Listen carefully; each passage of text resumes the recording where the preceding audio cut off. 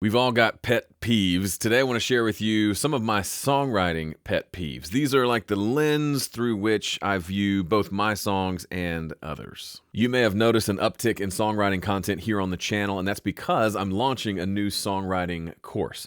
To find out more about it, you got to be on my email list, but I've taken one of the bonus videos that I made for the course and I'm making it available to you for free when you sign up to my email list. Just use the link in the description to check it out. Now, before we jump in, this video is not about me bashing other songwriters. No, not at all. These are all pet peeves that I've discovered through the process of writing songs. These are pet peeves that I have with myself, and they've become sort of a filter, a lens through which I look at my songs and decide if I'm checking any of these pet peeve boxes so that I can fix them. So if you think I'm pointing a finger at you, I've got 3 more pointed back at myself.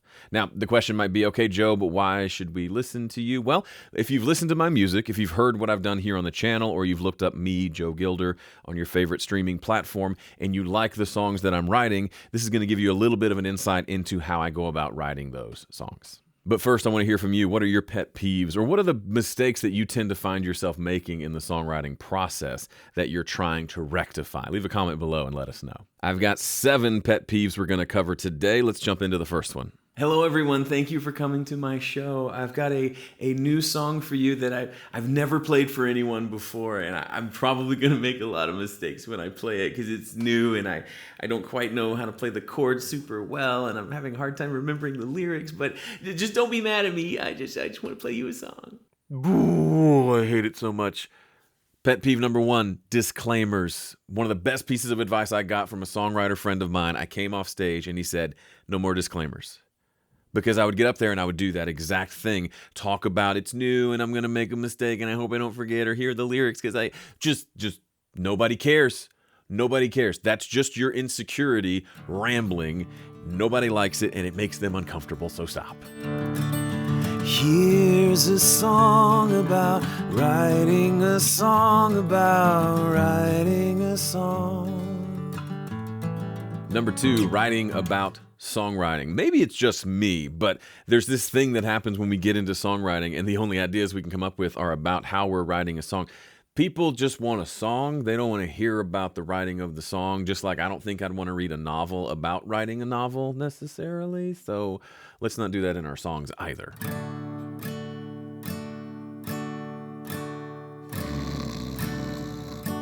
Number 3 is a bit more elusive, but it's the absence of any sort of hook. What is a hook? It's this weird, vague term that just means something memorable, something hummable.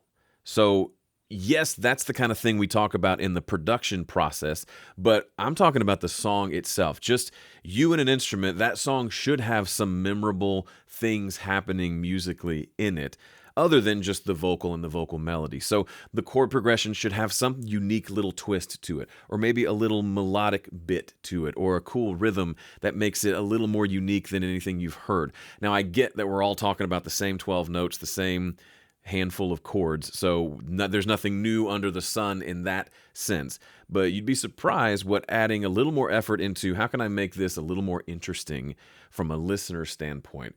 Putting a little bit of effort into that, coming up with even the simplest of hooks, can make the song that much more memorable for the listener. I saw my father today, and my father, he did say. Pet peeve number 4, using unnatural or fancy language in your lyrics. Now, perhaps you have a song that needs to sound like it came straight out of the King James Bible, but for the most part, a piece of songwriting advice that I heard years ago that has worked out really well for me is write like you speak. Your lyrics should sound a lot like just the way you talk normally. And if you don't say things like, my father, he did say, in normal day-to-day language, then that might not be the best choice for a lyric. Yeah, you might have to give up that end rhyme that you're so passionate about, but it would be better if it sounded like a human and not like someone quoting Shakespeare. The first verse goes like this, but the second verse adds a lot more words and syllables because we're trying to fit too many thoughts into this line. Oh yeah. Number 5 is really interesting. It has to do with syllables in your lyrics, or as they call in the poetry world, meter. Oh, yeah. I grew up going to church and singing out of a hymn book. And the unique thing about hymns, even if it was a hymn with 6 verses, every verse had the same number of syllables. Every line had the same number. So the first line of verse 1 had the same number of syllables as the first line of every other verse. This made it easy to A, remember, and B, sing, because there was a consistency there. That has really helped me in my songwriting, help things like my verse 2 gel more with the rest of the song because it's following a structure that I set up in verse 1. Today is the day that I'll say, come what may, okay. Hey. Number 6, too much rhyming or forcing too much rhyming. I love a good rhyme. I love it if all the lines rhyme with something else and it gets across the message that I want to get across with the lyric. That's a good day. But the message is more important than the rhyme, which means sometimes it doesn't rhyme. Sometimes I have a chorus that just says something, makes a statement, no rhyme in sight, and it feels perfect for the song.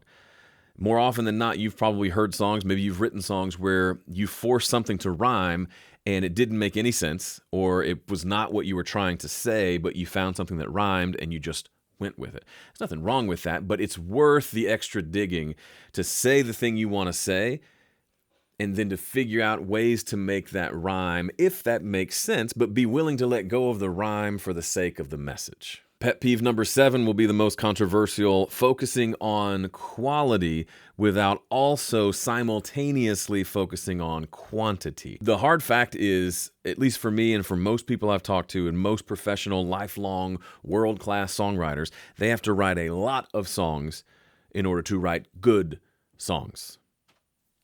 It's kind of like mining for gold. You dig through a lot of dirt, you sift through a lot of muck and mud to get to the nuggets of gold. If you only sift through 1 pan a day, you're probably not going to find that gold. And if you do, you'll only find little bits here and there.